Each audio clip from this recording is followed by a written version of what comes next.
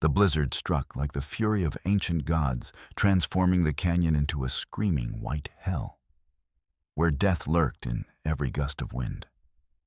Kael pressed his body against his horse's neck, feeling the animal's labored breathing beneath him as they navigated the treacherous cliff path.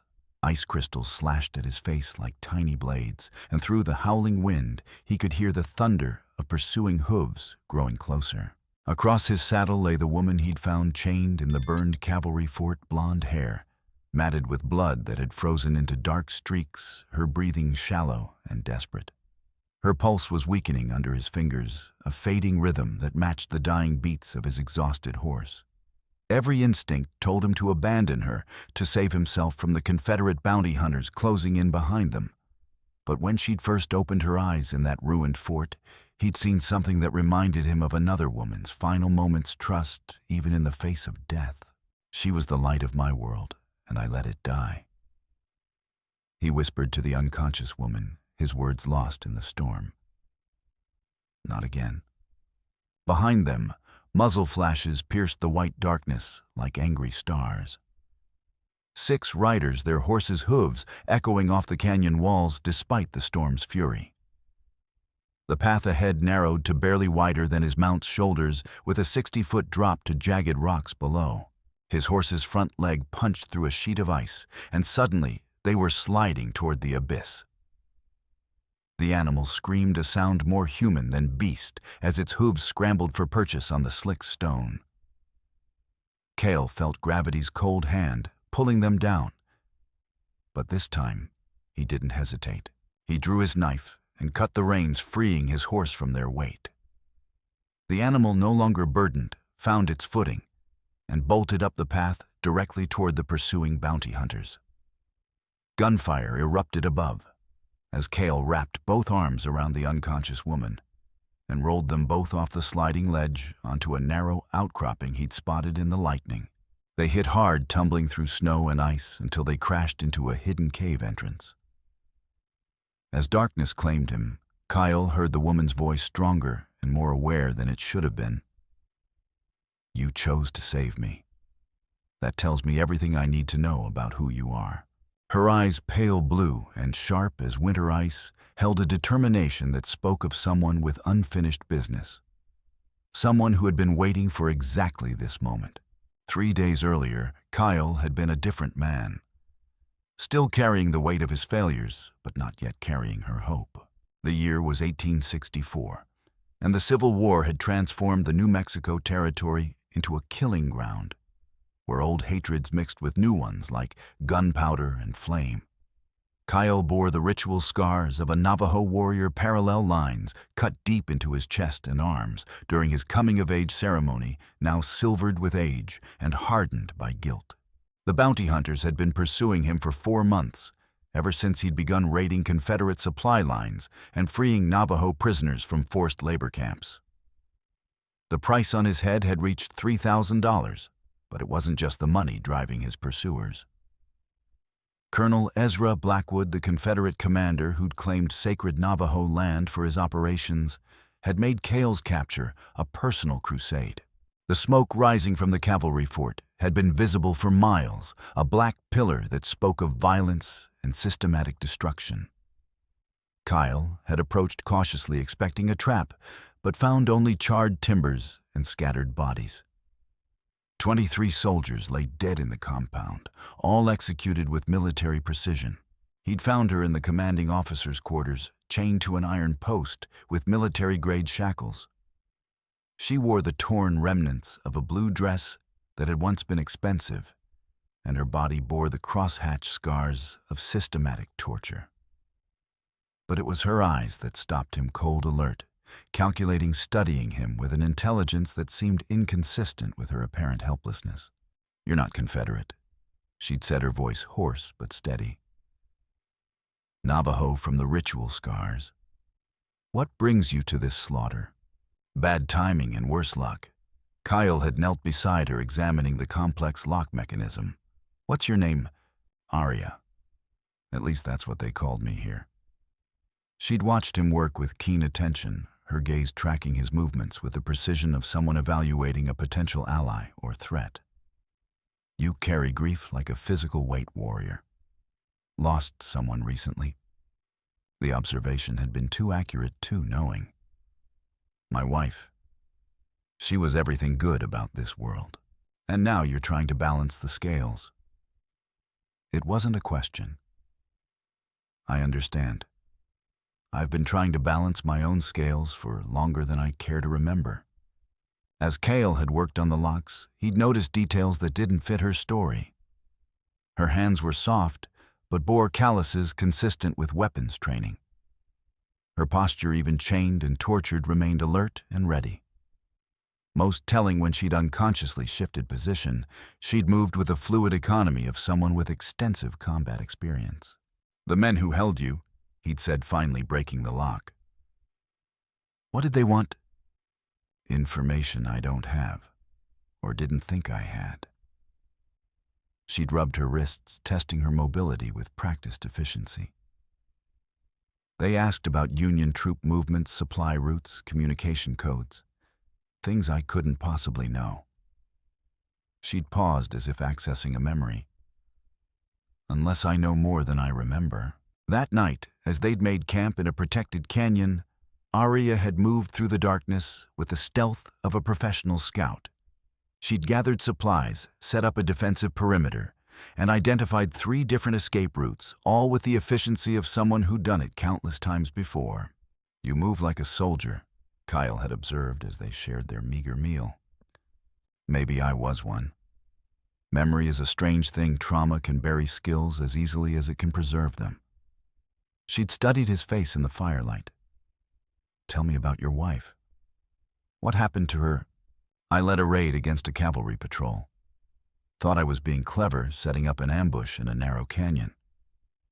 But they had Apache scouts I didn't know about.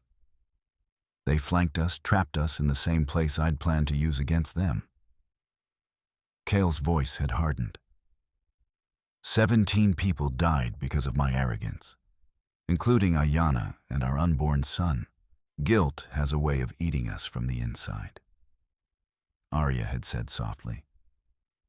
"I know because I can feel it eating at me too, even though I can't remember exactly what I've done to deserve it." "What do you remember?" "Fragments. A woman with dark hair who spoke Navajo when she thought I wasn't listening. She wore a turquoise necklace that caught the light." Aria had touched her throat unconsciously. "After she died, there were only soldiers. Different uniforms, different faces, but always soldiers." Kael had reached into his shirt and pulled out a leather cord. Hanging from it was a piece of turquoise carved into the shape of a thunderbird, polished smooth by generations of hands. This was Ayana's. She said it came from the sacred mountain where her grandmother first spoke with the spirits. Aria had stared at the necklace with an expression that seemed to flicker between recognition and confusion. "It's beautiful and old." She had excellent taste. She was perfect. Which is why she's dead and I'm still breathing. "Maybe you're still breathing because you have something left to do," Aria had said. "Maybe saving me was the first step." Before Kael could respond, the sound of approaching horses had echoed through the canyon. They were no longer alone. Colonel Ezra Blackwood rode into their camp like a man who owned the world and everything in it. He sat tall in his saddle, his Confederate uniform immaculate. Despite the hard riding, his silver hair perfectly groomed beneath his hat. Behind him rode 20 soldiers, their weapons drawn, but not yet aimed, a display of overwhelming force designed to intimidate. The legendary Kael Blackwood had said, his voice carrying the cultured accent of Virginia aristocracy.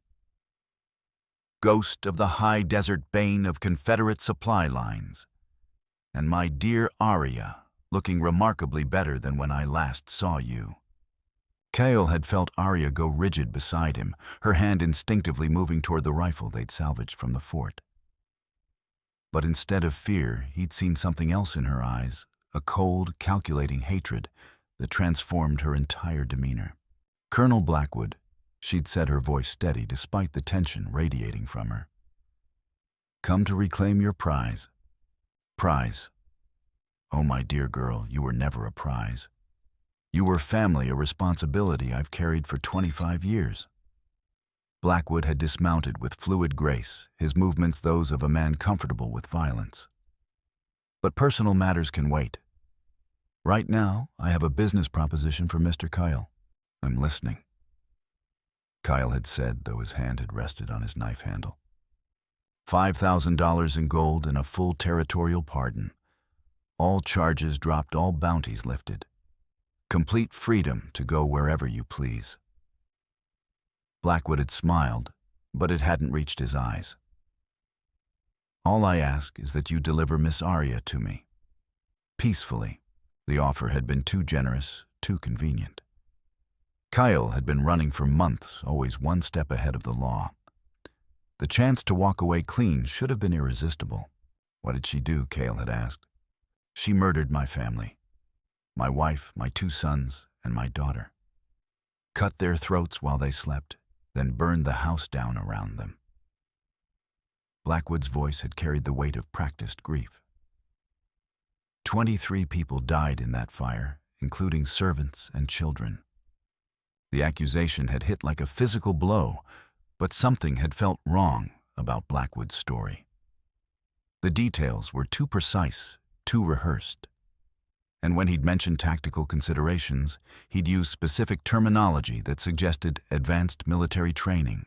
You know a lot about Union cavalry doctrine for a Confederate colonel, Kael had observed. Blackwood's eyes had flicked to him, and for just a moment, the mask had slipped. Victory is not about defeating your enemy, it's about controlling them. I make it my business to understand how my opponents think. The phrase had struck Kael as oddly familiar, like something from a military manual. But it was Aria's reaction that confirmed his suspicions. Her eyes had widened slightly, as if she'd recognized the words. Interesting philosophy, Kael had said. Almost sounds like it came from a Union intelligence handbook. The silence that followed had stretched taut as a bowstring. Blackwood's soldiers had shifted in their saddles, sensing the change in atmosphere. Aria's hand had moved closer to her rifle. You're very observant, Blackwood had said finally. Perhaps too observant for your own good. And you're not a grieving father, Kael had replied. You're a hunter, which means there's more to your story than you're telling. When Aria had looked at Blackwood again, her expression had changed completely. The hunted victim had disappeared, replaced by someone much more dangerous. Still playing games, Colonel. She'd said, her voice carrying a note of grim familiarity. Still pretending to be something you're not. Language, my dear. It's unbecoming. That's when Kael had made his choice. He'd remembered Ayana's trusting eyes in her final moments, how his hesitation had cost her life. He wouldn't make that mistake again. What counteroffer? Kael had said, standing slowly. You and your men ride out now, and I don't put an arrow through your heart. Blackwood had laughed a sound like breaking glass. 20-1 odds, Mr. Kael. Those aren't favorable numbers. I've faced worse odds, and I don't plan to face them alone. The first shot had come from Aria's rifle, taking down the soldier directly behind Blackwood with surgical precision. The second and third had come from Kael's pistol, dropping 2 more before they could react. Then the canyon had erupted in controlled chaos. Kael had pulled Aria behind a boulder as bullets chipped stone around them. The soldiers had them outnumbered, but they were firing blind in the darkness, while Kael and Aria used the terrain to their advantage. Trail up the north wall, Kael had shouted over the gunfire. Can you make it? Lead the way. Aria had replied, then proved her military training by putting down 3 more soldiers with economical, precise shots. They'd run for the canyon wall as bullets whined around them. Behind them, Blackwood's voice had risen above the chaos. Take them alive. I need them both breathing.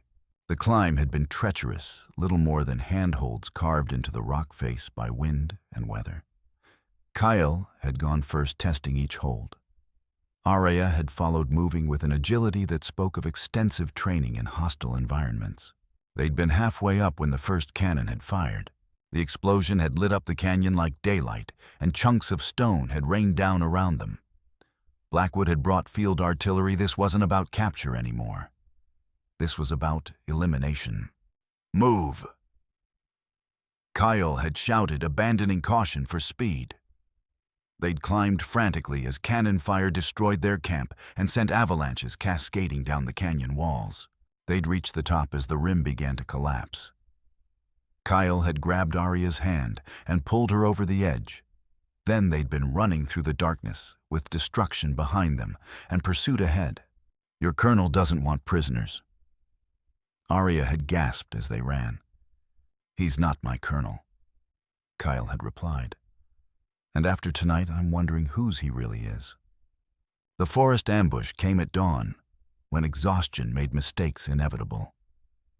They'd been running for 18 hours since the canyon fight, switching between riding and traveling on foot to save their horses' strength.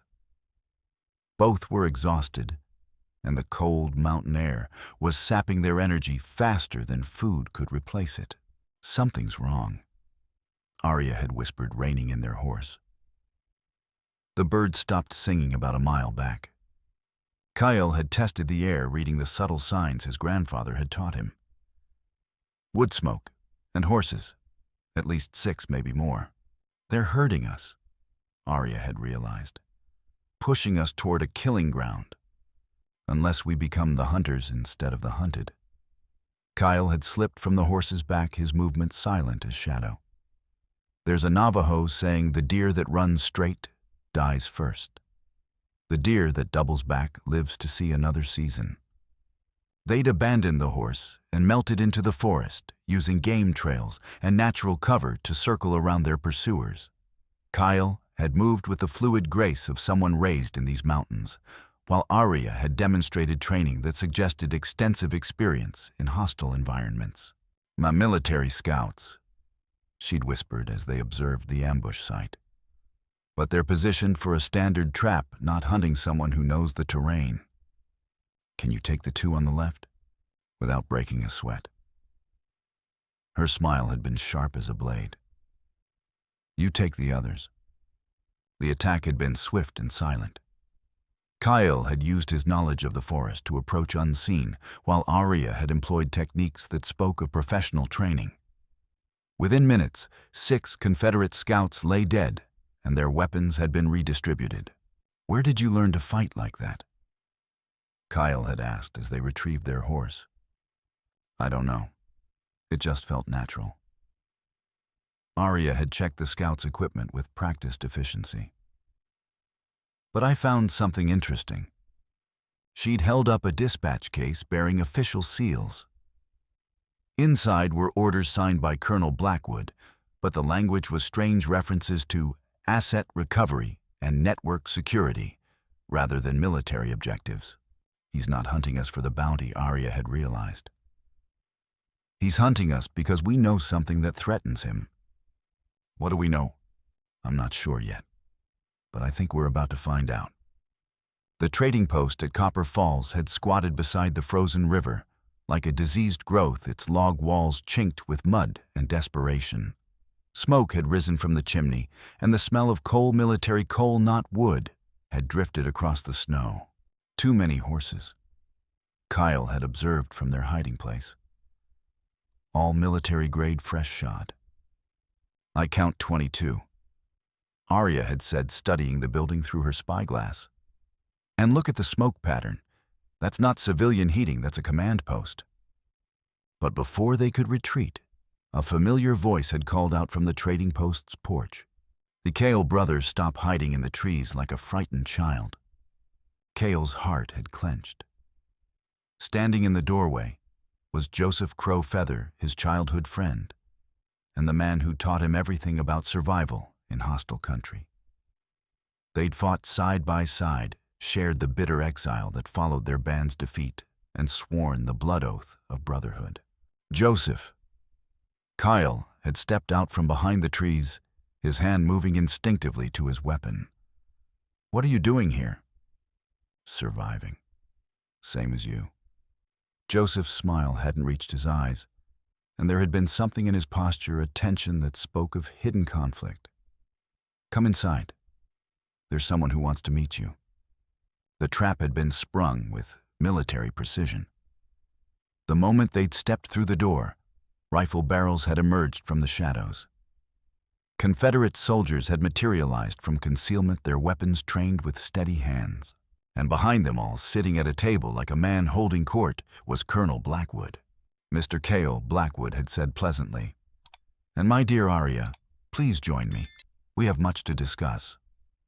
Kael's eyes had never left Joseph, who stood beside Blackwood's chair like a faithful dog. But there had been something in his friend's expression, not guilt, but the look of a man forced to play a role he despised. "How much did he pay you?" Kael had asked. "Enough to keep my people alive through the winter." Joseph had replied, but his voice had carried undertones of something deeper. "The army cut off our supplies again. Children are dying, brother.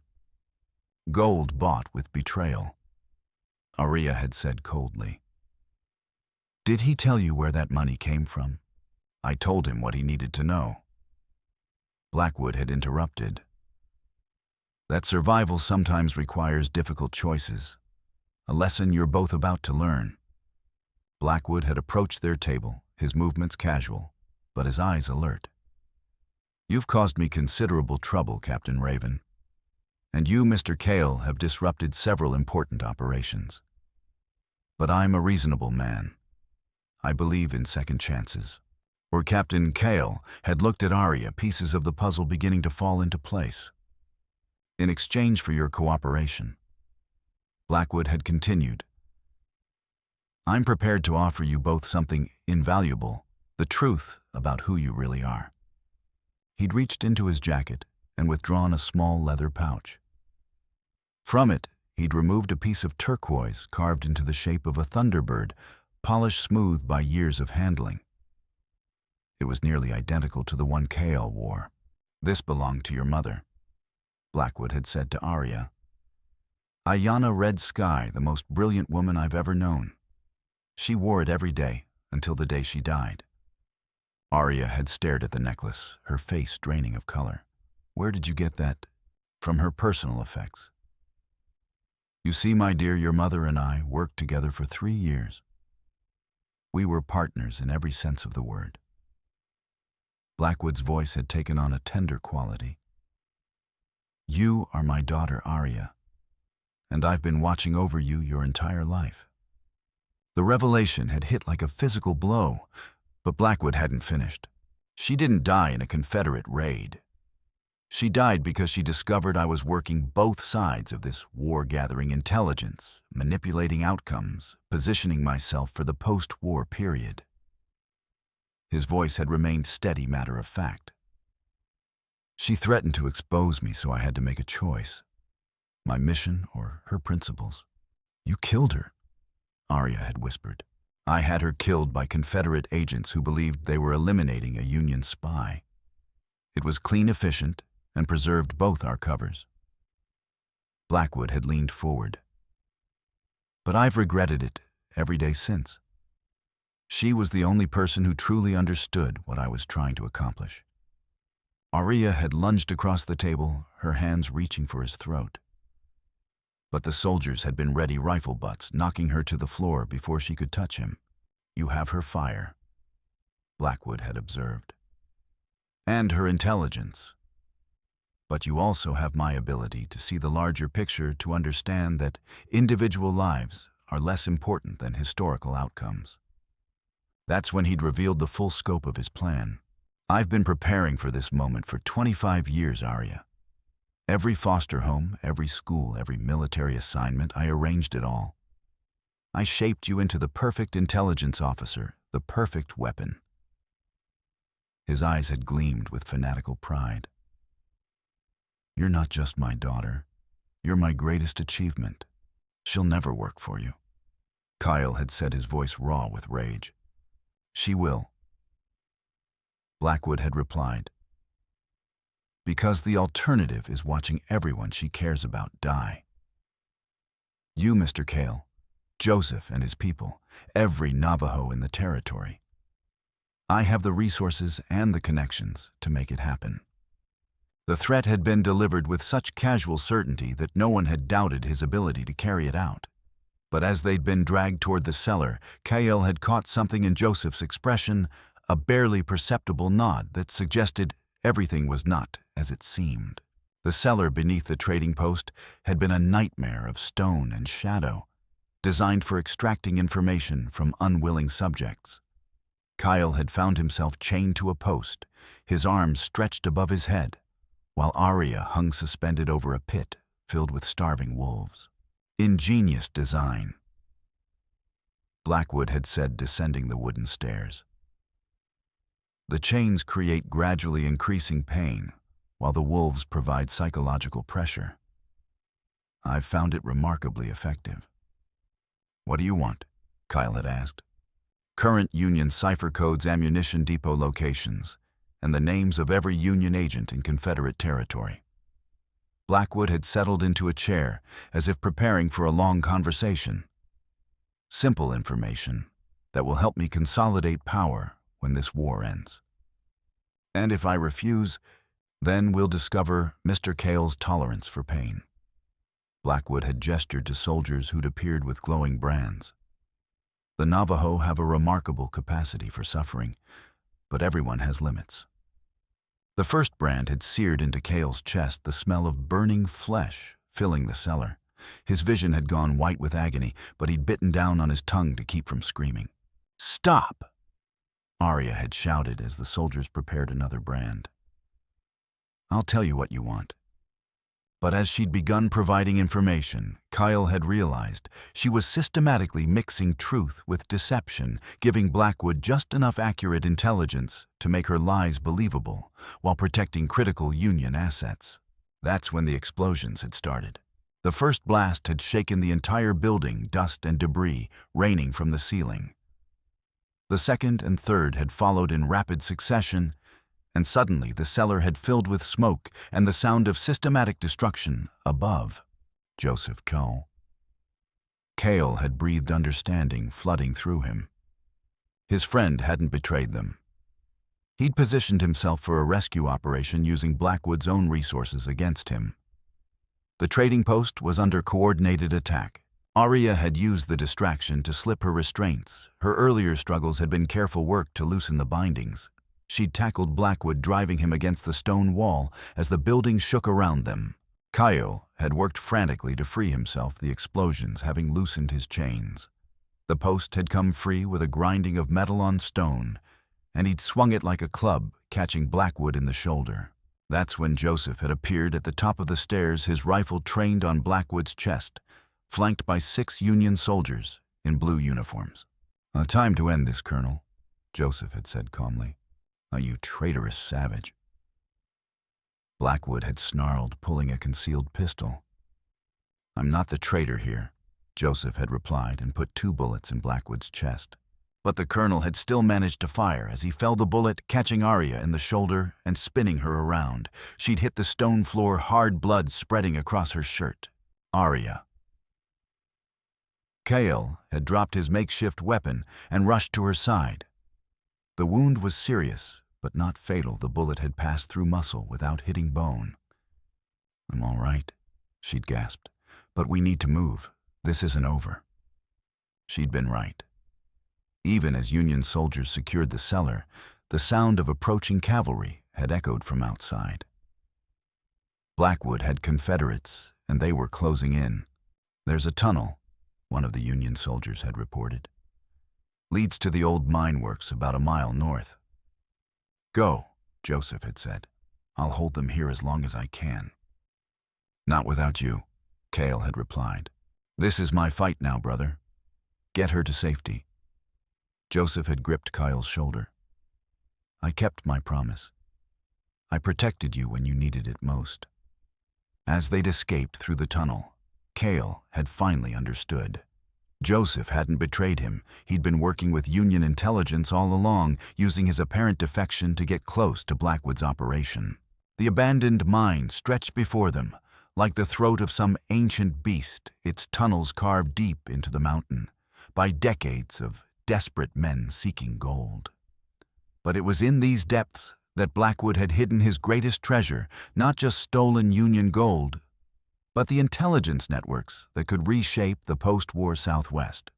He's still alive, Aria had said, studying the blood trail that led deeper into the mine.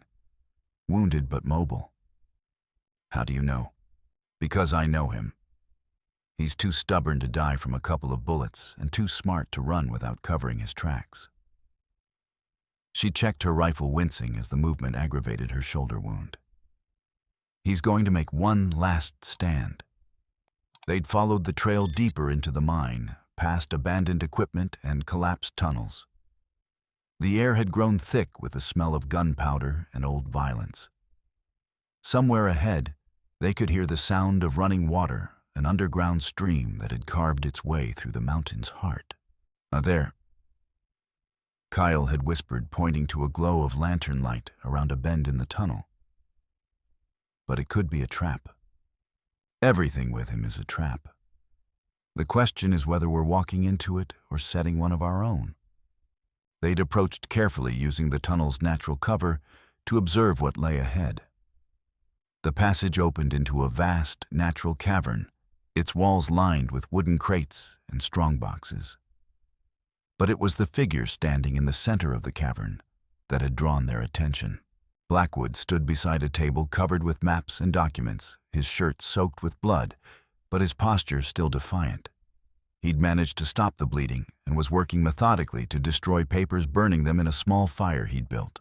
"I wondered when you'd find me," he'd said without looking up. "Though I admit I expected you sooner." "It's over, Blackwood." Aria had called out, her rifle trained on his chest. "Surrender now, and I'll see that you get a fair trial." A fair trial. Blackwood had laughed, a sound like breaking glass. "My dear daughter, you still don't understand what's at stake here. This war isn't ending, it's transforming. The old battles between North and South are nothing compared to what's coming." "What are you talking about?" "The real war will be between civilization and chaos, between those who understand the necessity of control and those who believe in the fantasy of freedom." Blackwood had gestured to the crates around them. "This gold, these documents, they're not just resources. They're the foundation of a new order." That's when Kael had noticed the fuses. Hidden among the crates were bundles of dynamite, their wicks already smoldering. Blackwood wasn't just destroying documents, he was preparing to bring down the entire cavern. "You're insane," Aria had said. "I'm practical. If I can't control the future, I'll ensure that no one else can either." Blackwood had pulled out a pocket watch, checking the time. "You have approximately 3 minutes before this mountain becomes your tomb. The gold, that will be buried with me, along with the intelligence networks, the agent lists, and every secret that could threaten the stability of the post-war period." Blackwood had smiled coldly. "Sometimes the greatest victory is denying victory to your enemies." Kael had counted the fuses, calculating time and distance. They could escape through the tunnel they'd entered, but not before the explosion brought down the entire mine system. And there was too much gold, too many critical documents to abandon without a fight. "There's another way out," Aria had said, pointing to a narrow passage at the far end of the cavern. "But we'll have to go through him to reach it." Then we go through him. The final battle had been swift and brutal. Blackwood had been weakened by his wounds, but he'd fought with the desperation of a man who had nothing left to lose. Kael had closed the distance, while Aria provided covering fire, her shots forcing Blackwood to take cover behind the crates. But the colonel had been crafty, using the cavern's layout to his advantage. He'd triggered a partial cave-in, blocking the main tunnel and forcing them to take cover as rocks rained down from above. 30 seconds. Blackwood had shouted over the sound of falling stone. "Not enough time to save yourselves and the gold." That's when Aria had made her choice. Instead of fleeing, she'd run toward the burning fuses, using her knife to cut them one by one, while Kael kept Blackwood pinned down with rifle fire. "What are you doing?" Kael had shouted. "Finishing what we started." She'd reached the last bundle of dynamite, just as Blackwood broke from cover, his pistol aimed at her head. The shot had echoed through the cavern, but it hadn't come from Blackwood's gun. Joseph had appeared in the narrow passage, his rifle smoking, as the colonel pitched forward to lie still among the gold he'd died trying to protect. "Couldn't let you have all the fun," Joseph had said with a grin. "Besides, someone needs to make sure this story gets told properly." As they'd secured the cavern and its contents, Aria had found something that changed everything. A sealed envelope marked with her name, written in her mother's handwriting. She knew, Aria had said after reading the letter. She knew what he was planning. But she also knew that stopping him would require sacrificing herself. What did she say? That love sometimes means letting people make their own choices, even when those choices lead to pain. That the greatest strength comes not from avoiding suffering, but from choosing to heal afterward. Aria had looked at the letter again. She said she was proud of the woman I would become, and that she hoped I would find someone who could share both the burden and the joy of building something better. Kael had reached for her hand, covering it with his own. "Did you find that someone—" "I think so, but I'm not sure he's ready for what comes next." "Try me. The war is almost over, Kael.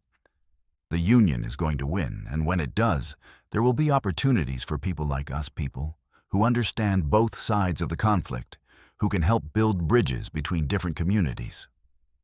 "What kind of opportunities?" "The kind that require partners who trust each other completely. The kind that mean building a life together, not just surviving day by day." Before Kael could respond, the sound of approaching cavalry had echoed through the cavern. But this time, it wasn't pursuit, it was rescue. Colonel Morrison had entered the cavern like a man surveying a battlefield he'd already won. He'd worn civilian clothes, but his bearing had been unmistakably military, and the respect shown him by the accompanying soldiers had suggested significant authority. "Captain Raven," he'd said, approaching Aria with a smile. "Outstanding work under extremely difficult circumstances." "Sir," Aria had replied, snapping to attention despite her wounded shoulder. "Stand easy, Captain. You've earned it." Morrison had surveyed the cavern's contents with satisfaction. 18 months of planning, and it's finally over. Blackwood's network is destroyed, his gold recovered, and his intelligence files secured. 18 months. Kael had looked between Morrison and Aria, understanding dawning. Captain Raven has been working for Union intelligence since before her supposed capture. Morrison had explained. Her mission was to get close to Blackwood's operation and gather evidence of his treasonous activities. The fort, the chains, the torture, all real, I'm afraid. Blackwood was more suspicious than we anticipated, and Captain Raven had to maintain her cover under extremely difficult circumstances. Morrison had gestured to Aria. "She's one of our most valuable assets." The broken woman, the fragmented memories, partly real, partly performance. The trauma was genuine, but Captain Raven never lost sight of her mission. Morrison had paused. "Though I suspect she discovered something she wasn't expecting." "What's that?" "That sometimes the best covers are the ones that reveal the truth about who we really are." Morrison had smiled. "Isn't that right, Captain?" Aria had been quiet for a moment, then spoken with careful precision. "My feelings for Kael are real, sir. That was never part of the mission." "I know. Which is why I'm here with a proposition for both of you." Morrison had gestured to the gold surrounding them. "This wealth, these intelligence files, they represent an opportunity to shape the post-war Southwest in ways that benefit everyone. But it will require people who understand both the native and non-native perspectives, who can build bridges between different communities." "What kind of opportunity?" Kael had asked. "The territorial government is being restructured for statehood," Morrison had explained. "We need administrators who can work with tribal leaders, establish fair treaties, and ensure that the transition to peace benefits everyone, not just the victors." You're offering us jobs. I'm offering you a chance to build the future you want to see. Captain Raven would be appointed Territorial Intelligence Coordinator, responsible for maintaining security and preventing future conflicts. Mr. Crow Feather would serve as Chief Liaison with tribal governments, ensuring that Native voices are heard in the new administration. It had been more than either had dared hope for official recognition, steady work, and the opportunity to shape policy rather than simply survive it. But both had understood that the real opportunity was simpler and more precious. "What about us?" Aria had asked quietly. "What happens to who we are when we're not fighting for survival?" "That's something you'll have to discover together," Morrison had replied. "But I suspect you'll find that the best partnerships are forged in adversity and strengthened by shared purpose." As the soldiers had begun the process of securing the golden documents, Kael and Aria had found themselves alone in a side chamber of the cavern. The walls were covered with ancient petroglyphs, thunderbirds, and spirals human figures dancing around sacred fires.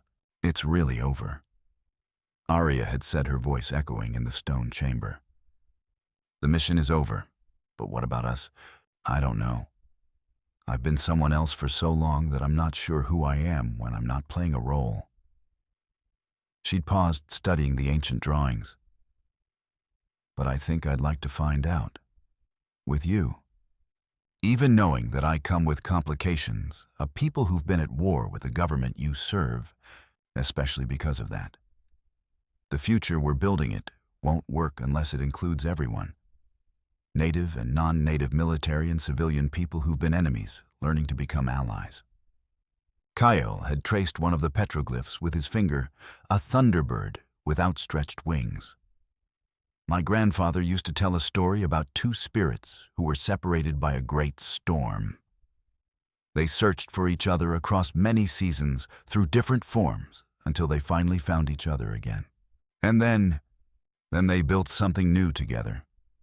Something that honored both their individual journeys and their shared future." Aria had smiled, touching the turquoise necklace at her throat.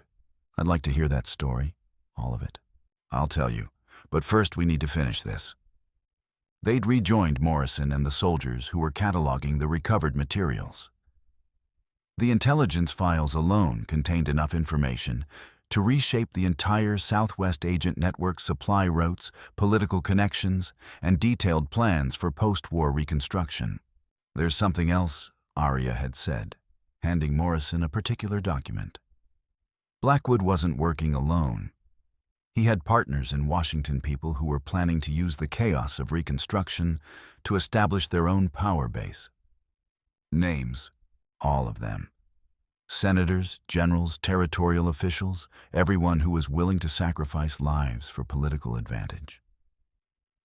Aria's voice had been hard as stone. "They need to answer for what they've done. They will. But that's a battle for another day." Morrison had secured the documents carefully. "Right now, we need to get you both back to civilization. There are people who want to meet you and celebrations to attend." "Celebrations? The war is ending, Captain. Lee surrendered to Grant 2 weeks ago. The Confederacy is finished, and the Union is preparing for the work of Reconstruction." Morrison had smiled. "Your mission helped end this conflict months earlier than it might have otherwise. That's worth celebrating." As they'd prepared to leave the cavern, Kael had taken one last look at the ancient petroglyphs. The thunderbirds seemed to dance in the flickering light, their wings spread wide in blessing or benediction.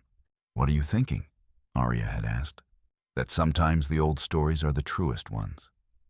Sometimes two spirits really do find each other across time and struggle, and sometimes they really do build something better together. Is that what we're doing? I hope so. I think your mother would have wanted that. And I know Ayana would have approved." They'd left the cavern together, walking toward the sunlight that streamed through the mine entrance. Behind them, the gold and documents represented the end of one story, a tale of deception, betrayal, and the terrible cost of ambition. But ahead of them lay the beginning of another story entirely. 6 months later, the territorial capital of Santa Fe had been transformed from a wartime outpost into a thriving center of commerce and government. The plaza where Spanish governors had once ruled now bustled with the activity of a society rebuilding itself on new foundations. The ceremony was held on a crisp autumn morning, with the Sangre de Cristo Mountains providing a dramatic backdrop. Officials from Washington had traveled west to formally recognize the end of hostilities and the beginning of territorial reorganization. But the real significance of the day was more personal. Kael stood before the assembled crowd in the dress uniform of a territorial liaison, his chest bearing the medals he'd earned during the conflict's final months. The turquoise necklace at his throat caught the morning light, the carved thunderbird seeming to come alive in the golden glow. Ladies and gentlemen, the territorial governor announced, "It is my honor to present Major Aria Raven, whose service to the Union cause has been instrumental in bringing peace to our territory." The crowd erupted in applause as Aria approached the podium. She'd removed her military cap, revealing blonde hair that had been cut in the latest fashion, and she wore a crisp blue uniform, decorated with ribbons and commendations. But it was her bearing that had changed, most no longer the haunted woman found in chains, nor the desperate spy maintaining a cover identity, but someone who had found her true self through adversity. "Thank you," she'd said, her voice carrying clearly across the plaza. "But this honor belongs to all who served the cause of justice and freedom. To the soldiers who fought bravely, to the civilians who endured hardship, and to the native peoples who reminded us that this land belongs to all who love it. Her speech had been brief, but powerful, acknowledging the sacrifices made by everyone who'd participated in the conflict, while looking forward to the challenges of building lasting peace. When she'd finished, the crowd had risen in sustained applause. But as she'd prepared to leave the podium, Aria had paused and reached into her jacket. She'd withdrawn a small object and held it up for the crowd to see, a turquoise necklace, identical to the one Kael wore. "This belonged to my mother," she'd said. Ayanna Red Sky, who died serving the Union cause. She was Navajo, and she taught me that strength comes not from avoiding pain, but from sharing it with those we love. She'd fastened the necklace around her throat, and the crowd had seen that the turquoise stone was carved in the same thunderbird design as Kael's, two pieces of the same sacred stone, separated by time and circumstance, but destined to be reunited. "A year ago, I was a broken woman who'd lost everything," Aria had continued. "Today, I'm a whole person who's gained more than I ever dreamed possible. That transformation was possible because someone chose to save me when he could have saved himself." Her eyes had found Kael's in the crowd, and she'd smiled with genuine warmth. "The turquoise in our necklaces was carved from the same sacred stone, taken from a mountain that the Navajo consider the heart of the earth. Two pieces of the same whole learning to be complete together." She'd stepped down from the podium and walked directly to Kael, who had risen to meet her. They'd embraced in front of the entire crowd, and the applause had been thunderous. "There's one more announcement," Aria had said, speaking to Kael, but loud enough for the crowd to hear. "I've been offered a position as territorial coordinator, helping to establish fair governance and maintain peace in the Southwest. Will you take it? Only if you'll be my partner.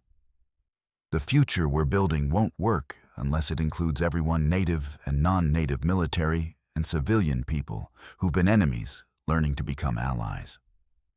And personally, I'd like to know if you'll marry me." Aria had said, her voice carrying a note of vulnerability that made her more human than any speech could have. "I know it's not traditional for the woman to propose, but nothing about our relationship has been traditional." Kael's answer had been to pull her close and kiss her in front of the entire crowd. The applause had grown even louder, and someone had shouted, "I guess that's a yes." As they'd embraced, both necklaces had caught the afternoon light, the carved thunderbirds seeming to dance together in the golden glow. The crowd had begun to chant, Ayana, Ayana, honoring the woman whose sacrifice had made their love possible. The ceremony had concluded with the announcement that the territorial government would fund a school for all children, native and non-native alike, to be built on land donated by the territory. The school would be called the Ayana Red Sky Institute for Cultural Understanding, and it would be administered jointly by tribal leaders and territorial officials. What about justice? Someone in the crowd had called out. What about those who profited from the war? Justice has been served, Aria had replied. The intelligence networks have been dismantled, the stolen gold recovered, and the conspirators in Washington have been arrested. Colonel Blackwood paid the ultimate price for his crimes, but not before he provided information that helped end the war months earlier than expected. She'd paused, her voice growing softer. He wasn't a good man, but he wasn't entirely evil either. He was a father who loved his daughter but chose duty over family. I can't forgive what he did, but I can understand the burden he carried. And your mother? My mother died a hero protecting the people she'd sworn to serve. She chose principle over survival duty over safety. The school we're building will ensure that her sacrifice and the sacrifices of everyone who died in this conflict will never be forgotten. As the crowd had begun to disperse, Kael and Aria had remained in the plaza, holding each other and looking out over the territory that had been their battleground and was now their home. What happens now? Kael had asked. Now we build something new. A school where all children can learn together. A government that represents everyone. A future that honors the past while embracing change. Aria had smiled. And we raise a family that understands both cultures, both traditions. Speaking of family, I'm not pregnant yet if that's what you're wondering.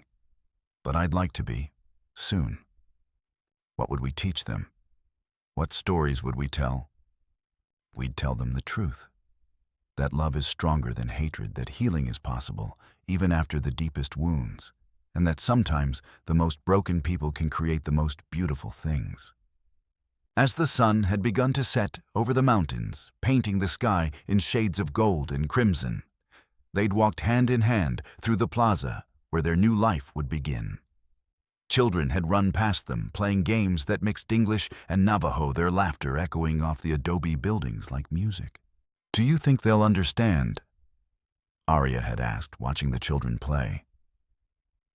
The next generation, will they understand what we went through to give them this chance? They'll understand what matters.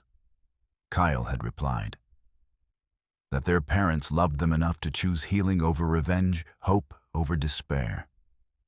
That's the only lesson they really need. Behind them, the territory stretched out in all directions. A land of infinite possibility, where broken people could become whole, and where love could triumph over the deepest wounds.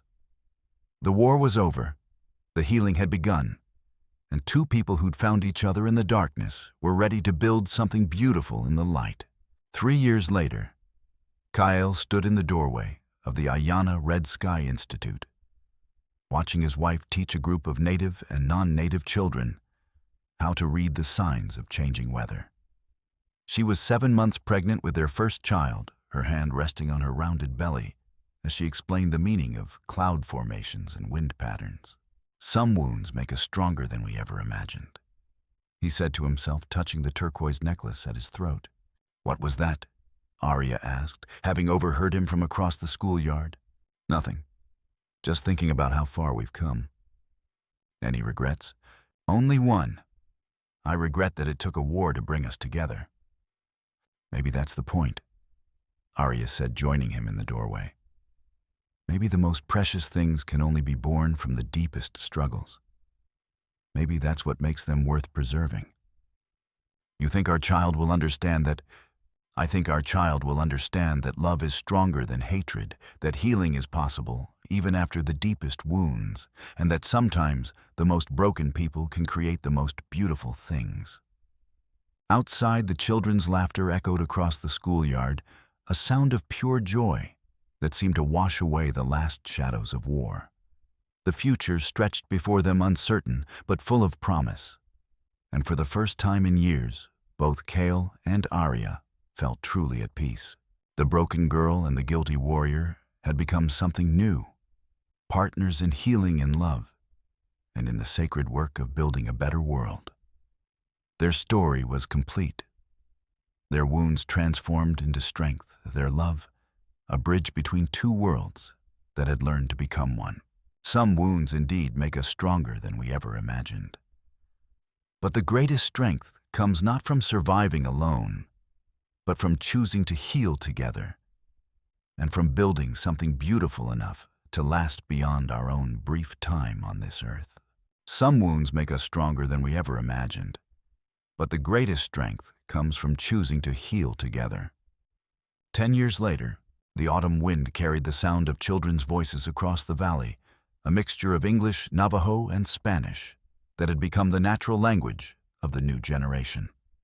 Kael stood on the hill overlooking the Aria Red Sky Institute, now expanded into a full town, and that bore his mother-in-law's name, a place where three cultures had learned to grow together, like branches of the same tree.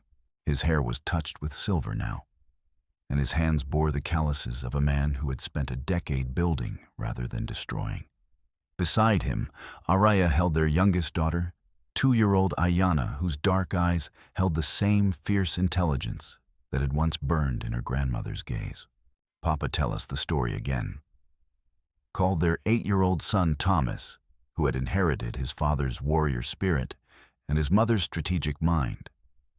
He sat with a group of children from the school, all of them gathered around the memorial stone that bore the names of those who had died in the conflict.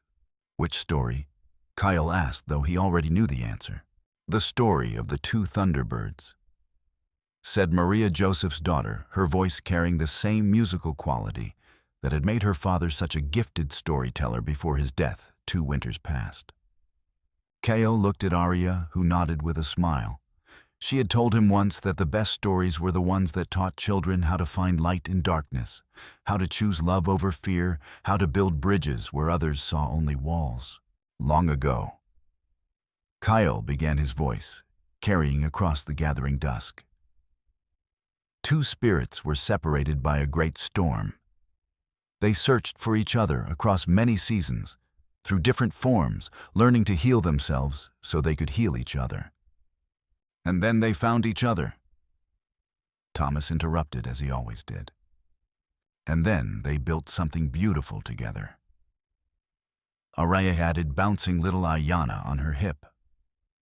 Something that honored both their individual journeys and their shared future.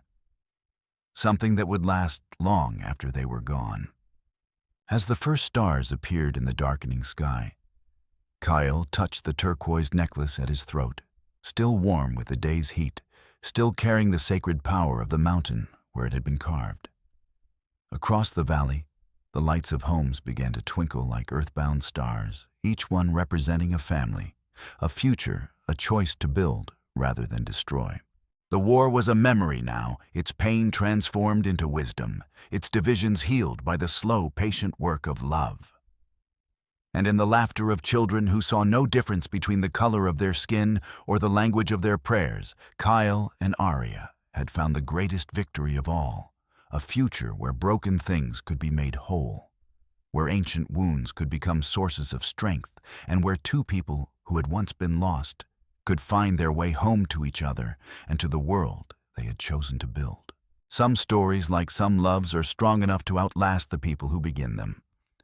And in the valley of Aria Red Sky, where 3 cultures had learned to dance together like the carved thunderbirds on 2 sacred necklaces, their story continued in the voices of children who would never know a world where healing was not possible, where love was not stronger than fear, where the most broken people could not create the most beautiful things. This was their true victory, not the end of war, but the beginning of peace. Not the healing of old wounds, but the prevention of new ones. Not just their own happiness, but the joy of generations yet to come. who would inherit a world where thunderbirds could fly together across the same sky, where sacred stones could be carved from the same mountain, where two hearts could beat as one, while still remaining beautifully, perfectly, uniquely themselves.